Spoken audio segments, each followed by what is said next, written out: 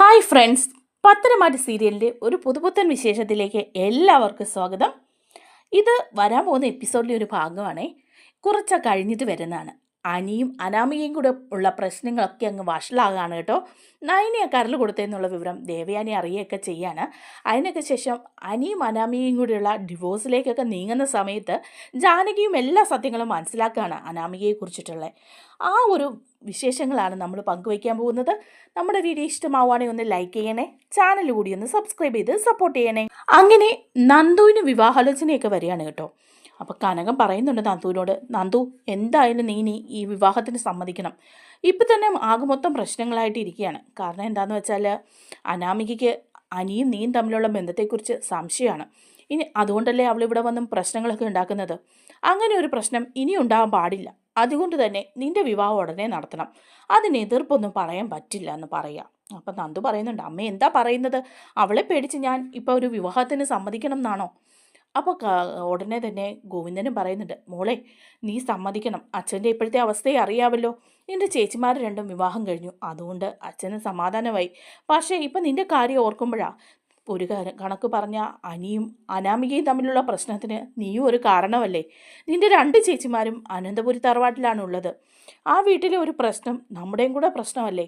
ഇനിയും ഇങ്ങനെ പ്രശ്നം ഉണ്ടായാൽ അത് നിൻ്റെ ചേച്ചിമാരെയും ബാധിക്കില്ലേ. അതുകൊണ്ട് മോള് ഒരു വിവാഹത്തിന് സമ്മതിക്കണം എന്ന് പറയാം. അപ്പം നന്ദു പറയാം, എനിക്കിപ്പം വിവാഹമൊന്നും വേണ്ട. അപ്പം കനക പറയാണ്, അങ്ങനെയൊന്നും പറഞ്ഞാൽ പറ്റില്ല. ഏതെങ്കിലും ഒരു ആലോചന വന്നാൽ അത് നടത്തും ഞാൻ എന്ന് പറയാണ്. അങ്ങനെ നന്ദുവിനൊരു ആലോചന വരികയാണ് കേട്ടോ. ഒരു കോടീശ്വര പുത്രനാണ് പയ്യൻ. അപ്പോൾ നന്ദുവിനെ കണ്ട് ഇഷ്ടപ്പെടുവാണ് അയാൾക്ക്. അങ്ങനെ വരികയാണ് കേട്ടോ. എന്നിട്ട് അവർ ആലോചനയുമായിട്ട് വരികയാണ്. അപ്പം കനകം പറയുന്നുണ്ട്, നന്ദു അടുത്ത ദിവസം നിന്നെ കാണാനൊരു പയ്യൻ വരുന്നുണ്ട്. ഒരു കോടീശ്വര പുത്രൻ തന്നെയാണ്. അപ്പം നന്ദു പറയാം, അമ്മയ്ക്ക് കോടീശ്വരന്മാരെ കണ്ണി പിടിക്കുള്ളല്ലോ അല്ലേ. അപ്പം കനക പറയാം, എൻ്റെ മോളെ അതൊക്കെ പണ്ടായിരുന്നു. ഇപ്പോൾ ആ ആഗ്രഹമൊക്കെ അമ്മയ്ക്ക് മാറി. അങ്ങനെയുള്ള ചിന്തയേ ഇല്ല. പക്ഷേ ഇത് ഇങ്ങോട്ട് വന്ന ഒരു ആലോചനയാണ്. നിന്നെ അവർക്ക് ഇഷ്ടപ്പെട്ടു. പിന്നെ അനന്തപുരി തറവാട്ടിൽ നിന്നാണല്ലോ ഇവിടുത്തെ രണ്ട് മക്കളും വിവാഹബന്ധം ചെയ്തിരിക്കുന്നത്. അതുകൊണ്ട് തന്നെ അവർക്കും താല്പര്യമുണ്ട് ഈ ബന്ധത്തിന്. അങ്ങനെ വന്നതാ. ഒരു നല്ല പയ്യനാണ്. അതുകൊണ്ട് തന്നെ നീ സമ്മതിക്കണം. നിന്നെ ഒരു കുഴിയിലോട്ട് പായിക്കില്ല. നയനയ്ക്കും നവ്യയ്ക്കും ഒക്കെ കിട്ടിയതിലും നല്ലൊരു ജീവിതം തന്നെ നിനക്കും കിട്ടും മോളെ. എന്തിനാ വെറുതെ ഇങ്ങനെ മറ്റുള്ളവരുടെ ജീവിതത്തിൽ ഒരു കല്ലുകടിയായിട്ട് നിൽക്കുന്നത്?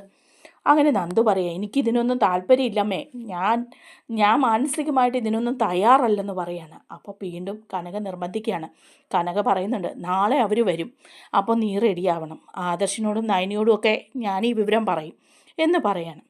എന്നിട്ട് കനക നയനയെ വിളിച്ചിട്ട് പറയാണ്, നയനെ മോളെ, നന്ദുവിനൊരു വിവാഹാലോചന വന്നിട്ടുണ്ട്. അതുകൊണ്ട് തന്നെ നീയും ആദർശം ഇവിടെ എത്തണം എന്ന് പറയാണ്. അവൾക്കതിന് വലിയ താല്പര്യമൊന്നുമില്ല. പക്ഷേ ഒരു കോടീശ്വര പുത്രനാണ്, നല്ലൊരു ആലോചനയാണെന്ന് പറയാണ്. നിങ്ങൾ തന്നെ മുമ്പിൽ നടന്ന് അത് നടത്തി തരണം എന്ന് പറയാണ്. അപ്പം നയന പറയാണ്, ശരിയാമ്മേ, ഞങ്ങൾ വരാം. അത് നല്ലൊരു കാര്യം തന്നെയാണ്. ഇപ്പം അവളും അനിയും തമ്മിലുള്ള ആ പ്രശ്നങ്ങളും അനാമികയും അനിയും തമ്മിലുള്ള പ്രശ്നങ്ങളുമൊക്കെ ഒരു പരിധി വരെ മാറാനായിട്ട് ഇത് സഹായിക്കും. അതുകൊണ്ട് ഞാനും നിർബന്ധിക്കാം അവളെ എന്ന് പറയാണ് കേട്ടോ. ആദർശേട്ടനെയും കൂട്ടി ഞാൻ അങ്ങോട്ട് എത്തിക്കോളാം എന്ന് പറയാണ്. അങ്ങനെ നന്ദുവിൻ്റെ പയ്യൻ വരികയാണ്. അപ്പം ആദർശും നയനയും അവിടെ നേരത്തെ എത്തുന്നുണ്ട് കേട്ടോ. അപ്പോൾ നയന നന്ദുവിനോട് പറയുന്നുണ്ട്, മോളെ നന്ദു, നമ്മൾ ഉദ്ദേശിക്കുന്ന പോലെ ഒന്നും ജീവിതം പോവില്ല. ഇപ്പം ചേച്ചിയുടെ കാര്യം തന്നെ നീ കണ്ടില്ലേ. ഈ വിവാഹശേഷം നിനക്ക് നല്ലൊരു ഭർത്താവിനെ കിട്ടും, സന്തോഷമായ ഒരു കുടുംബജീവിതം ഉണ്ടാവും. അതുകൊണ്ട് മോളെല്ലാം മറന്നിട്ട് റെഡിയാവണം. ഇനിയും അച്ഛനെ അമ്മ ഇങ്ങനെ വിഷമിപ്പിക്കരുതെന്ന് പറയാണ്.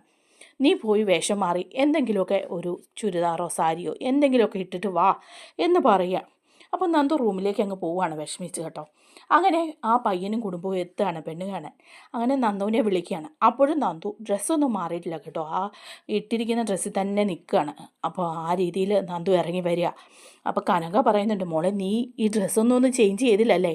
അപ്പോൾ നന്ദു പറയാം, എനിക്ക് ഈ ഡ്രസ്സ് മതി. ഈ ഡ്രസ്സ് കണ്ട് ഇഷ്ടപ്പെടാവുന്നവരെ എന്നെ ഇഷ്ടപ്പെട്ടാൽ മതി പറയുകയാണ്. അങ്ങനെ പയ്യനുമായിട്ട് സംസാരിക്കുമ്പം പയ്യന് നന്ദുവിനെ ഇഷ്ടപ്പെടുകയാണ് കേട്ടോ. ഒരു വെച്ചുകെട്ടും ഇല്ലാതെ ഒരു മേക്കപ്പും ഇല്ലാതെ മുന്നിലേക്ക് വന്ന നന്ദുവിനെ ആ പയ്യനെ ഇഷ്ടപ്പെടുകയാണ്. അങ്ങനെ നമുക്ക് വിവാഹം ഉറപ്പിക്കാമെന്നൊക്കെ അവിടെ വെച്ച് തീരുമാനിക്കുകയാണ് കേട്ടോ. അങ്ങനെ അവർ പോവുകയാണ്. ഏകദേശം നന്ദുവിൻ്റെ വിവാഹം ഉറപ്പിച്ച പോലെയൊക്കെ ആവുകയാണ് കേട്ടോ. പക്ഷേ അതിനുശേഷവും നന്ദുവും അനിയും തമ്മിൽ ബന്ധമുണ്ടെന്ന രീതിയിൽ അനാമികയ്ക്ക് ഉള്ളിൽ ദേഷ്യമാണ്. തന്നെ തല്ലിയ നന്ദുവിന് ഒരു പണി കൊടുക്കണം, അവളെ വിവാഹം തന്നെ മുടക്കണമെന്ന് അനാമിക ഇങ്ങനെ വിചാരിക്കുകയാണ്. അവൾക്ക് ഈ വിവാഹബന്ധം ഉണ്ടാവാൻ പാടില്ല. അവളെന്നും ഇങ്ങനെ ചീത്ത കേട്ട് എൻ്റെ കുറ്റപ്പെടുത്തലുകൾ കേട്ട് തന്നെ ജീവിക്കണം, അല്ലാതെ അവളൊരു കോടീശ്വരനെ കെട്ടി സുഖമായിട്ട് ജീവിക്കാൻ ഞാൻ സമ്മതിക്കില്ലെന്ന് പറയുകയാണ്. അങ്ങനെ അനിയെ നന്ദുവിനെയും കൊടുക്കാൻ വേണ്ടി തീരുമാനിക്കുകയാണ് അനാമിക. അങ്ങനെ വേണുവും കൂടി ഒത്തുചേർന്നിട്ട് വേണു പറയുന്നുണ്ട്, അവരെ രണ്ടുപേരെയും എന്തെങ്കിലും ഒരു പ്രശ്നത്തിൽ നമുക്ക് പെടുത്തി അകത്താക്കണം എന്ന് പറയാം. നന്ദുവിനെ അനുയെ ഒരു സ്ഥലത്ത് വിളിച്ച് വരുത്തുകയാണ് കേട്ടോ വേണുവിൻ്റെ തന്ത്രമാണ്. അത് കഴിഞ്ഞ് പോലീസിനെ കൊണ്ട് രണ്ടുപേരെ അറസ്റ്റ് ചെയ്യിക്കുകയാണ്. ഇവർ തമ്മിൽ അവിഹിത ബന്ധമുണ്ടെന്നൊക്കെ പറഞ്ഞ് പരത്തുകയാണ്.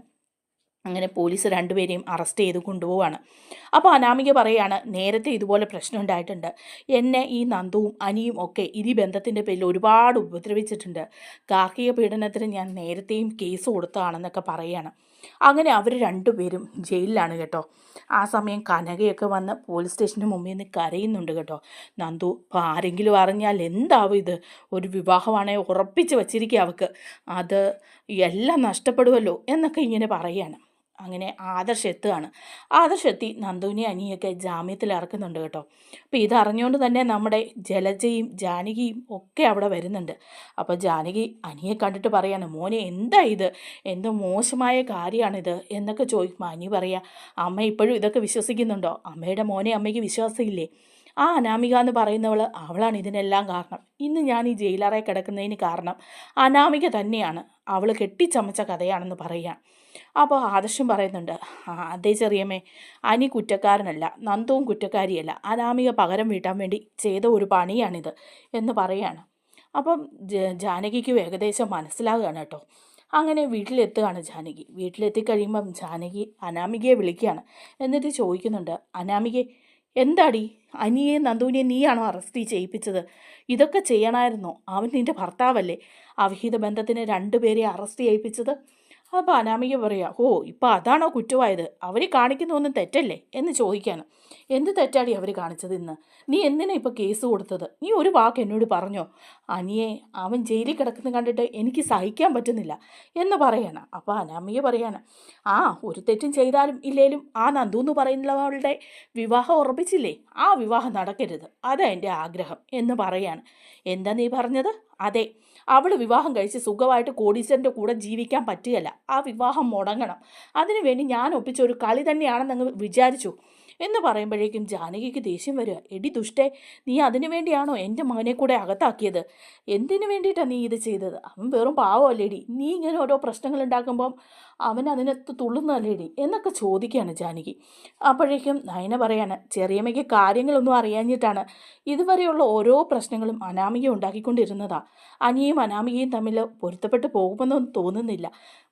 അതുപോലെ ഇവിടെ പാലിൽ വിഷം ചേർത്ത കാര്യത്തിലും മുത്തശ്ശൻ്റെ മരുന്ന് മാറ്റിവെക്കുന്ന കാര്യത്തിലും എല്ലാം അനാമികയും കുടുംബക്കാരും കൂടെ ഈ കുടുംബത്തിന് ഒരുപാട് ദ്രോഹങ്ങൾ ചെയ്തിട്ടുണ്ട്. അനിക്ക് അനാമികയുമായിട്ടുള്ള ബന്ധത്തിന് താല്പര്യമില്ല. ഇപ്പം നന്ദുവിനെയും അനിയെയും ജയിലിൽ കയറ്റിയതും അനാമികയാണെന്ന് പറയാം.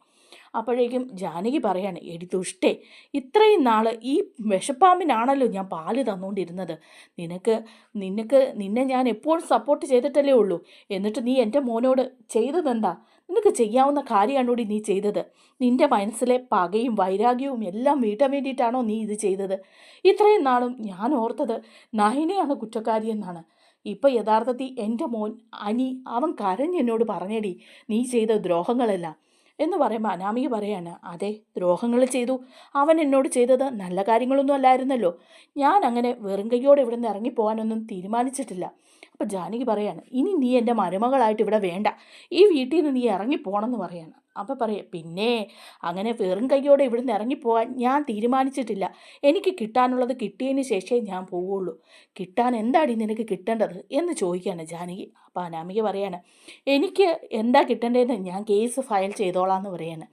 അപ്പോൾ നയനും പറയാണ്, നീ കേസ് ഫയൽ ചെയ്ത് ഞങ്ങളും വേണ്ട എന്താണെന്ന് വെച്ചാൽ ഞങ്ങളും ചെയ്തോളാം എന്ന് പറയുകയാണ് കേട്ടോ.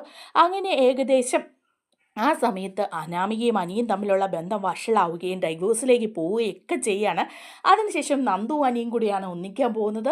നമ്മുടെ വീഡിയോ ഇഷ്ടമായാലോ ഒന്ന് ലൈക്ക് ചെയ്യണേ, ചാനൽ കൂടി ഒന്ന് സബ്സ്ക്രൈബ് ചെയ്ത് സപ്പോർട്ട് ചെയ്യണേ. താങ്ക്